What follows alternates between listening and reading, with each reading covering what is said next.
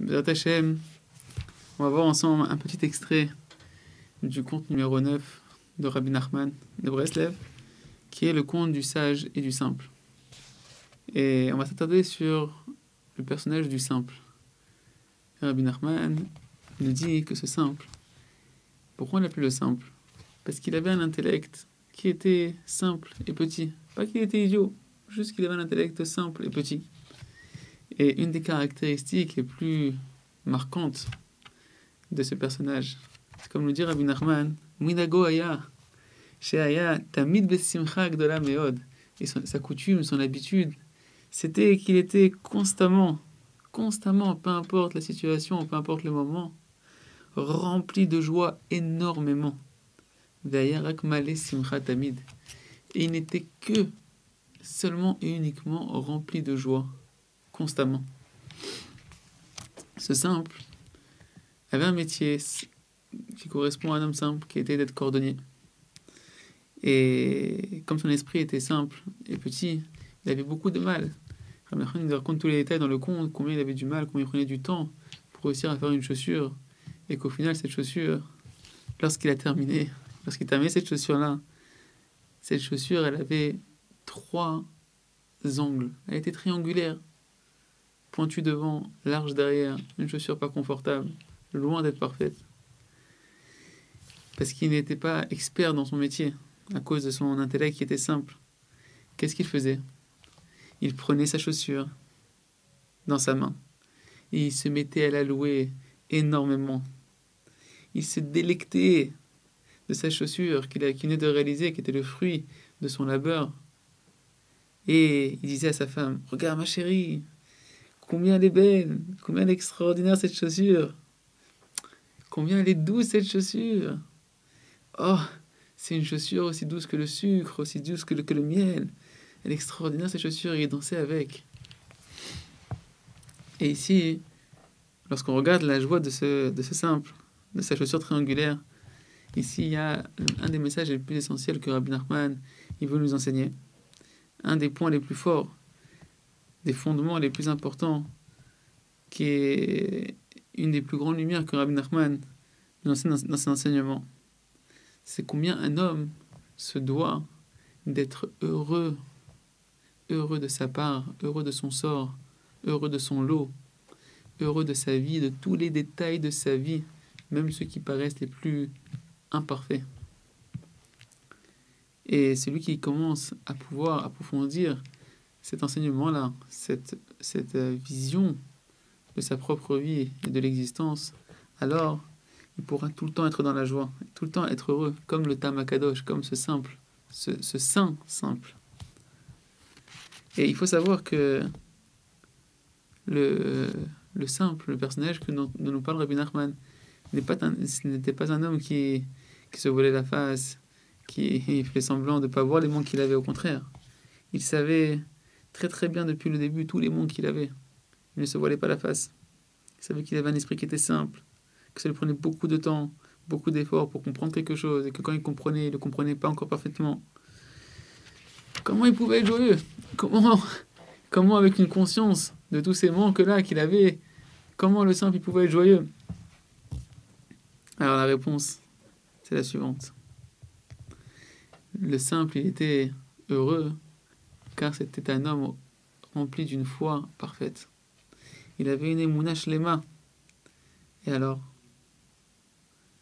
sa foi totale, elle lui permettait de vivre que si j'ai ce manque-là, si j'ai tel et tel manque, c'est uniquement parce que Kadosh Baruch Hu, il a vu que c'est qu'avec ce manque-là que je pourrais arriver à ma perfection, que c'est qu'avec ce manque-là qui est aussi grand, aussi terrible, que je vais pouvoir réussir à arriver à ma réparation, à faire la mission pour laquelle je suis là dans ce monde-là, à pouvoir faire ma mission comme il faut.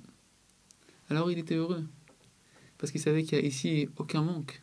Il n'y a que des moyens de m'aiguillonner, de me donner la direction, où je dois mettre mes efforts, quel va être l'outil que Kadosh Baruch Hu a mis devant moi pour que je ressente que j'ai besoin de son aide, besoin de lui demander d'aide à travers la prière, à travers la Torah, à travers mes efforts, à travers ma volonté. Parce que, effectivement, par le fait qu'un homme il a une foi totale, alors on peut savoir qu'il n'y a aucun manque dans ce monde. En shum chisaron, on n'a aucun manque. Aucun manque. Peu importe si mon cerveau il est petit, si mon cerveau il avance pas très vite. Au contraire, de là dépend toute ma mission, toute ma future réussite. Et le simple, il avait énormément de conséquences qui étaient liées au manque qu'il avait. Parce que le fait qu'il avait un petit esprit, qui était pas un intellect parfait, alors il devait faire beaucoup d'efforts avant de réussir à faire quelque chose de ses mains. Il n'avait même pas le temps de manger. Et il avait une petite parnassa, une petite subsistance, parce qu'au final, ce qu'il faisait, c'était très imparfait, ça lui prenait du temps. Et donc, quand il le faisait, c'était pas parfait, donc il pouvait pas le vendre cher. Il mangeait que juste du pain, de l'eau, il devait partager un manteau avec sa femme. Et malgré tout ça, il ne bougeait pas de sa foi. Que le manque qu'il avait, c'était la meilleure chose qu'il pouvait avoir pour lui. Et que c'était ça sa perfection. C'était ça sa perfection.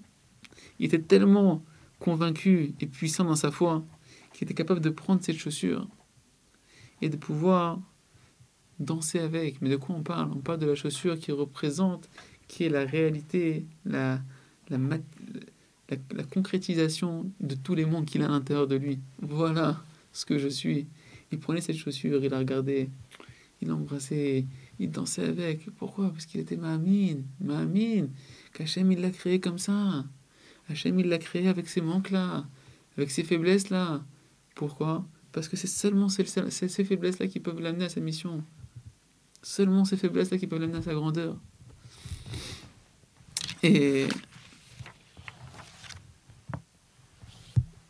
bien qu'il savait déjà ses conséquences, les conséquences de ce manque-là, dans sa vie matérielle, et qu'il était heureux de sa part, heureux de son sort, il faut savoir que les manques qu'il avait, les conséquences qu'il avait, n'étaient pas que des conséquences matérielles. Les gens se moquaient de lui, ils rigolaient de lui. Comment tu peux être heureux de faire des chaussures aussi nulles? Tu devrais avoir honte. Et lui, il était heureux et les gens ils se moquaient de lui. Plus que ça, Rabbi Nachman nous dit à la fin du compte, et même si ta fila, ta prière, n'est pas comme il faut, qu'elle est imparfaite, sache que c'est une chaussure triangulaire. Ça veut dire quoi? Même si au niveau spirituel, tu vois que tu es imparfait, que tu as des manques, sache que ça aussi, c'est le même symbole que la chaussure triangulaire, que tu dois le prendre, tu dois être heureux, tu dois te délecter, tu dois être bessimcha de la réalisation de tes efforts. Et ici, il y a un grand message. Il y a un grand message de savoir que véritablement un homme ne pourra et ne peut être véritablement joyeux, avoir une joie sincère, une joie profonde, une joie véritable, seulement si auparavant il accepte de regarder et d'avoir une conscience pleine de tous les mondes qu'il a. Une fois qu'il les a clarifiés, sans avoir peur de les regarder, d'avoir une foi totale, que ces manques-là lui ont été donnés par Akadosh Baruch Hu, depuis l'amour d'Hachem, dans la vision infinie d'Akadosh Baruch Hu, de la vie de tous les hommes et de ma vie à moi. Donc comment ma vie et ma mission s'inscrivent dans le projet divin. Hachem, il a vu que ces manques-là allaient être les meilleurs outils pour que je puisse le servir, pour que je puisse m'épanouir, pour que je puisse créer un lien avec lui et me rapprocher de lui.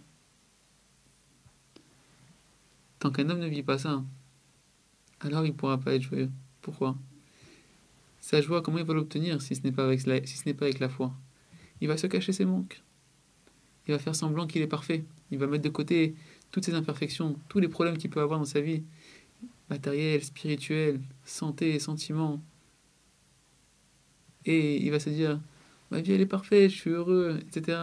Mais au fond de lui, il sait très bien au fond de lui qu'il est rempli de manques. Et dès que ce manque-là, il lui revient en tête, il perd sa joie, donc sa joie ne sera jamais véritable. De plus, Akadosh Baruch Hu ne le laissera pas tranquille, puisque ce sont les outils qui sont inévitables pour pouvoir l'amener à sa réparation, à sa mission, à son épanouissement, à sa perfection.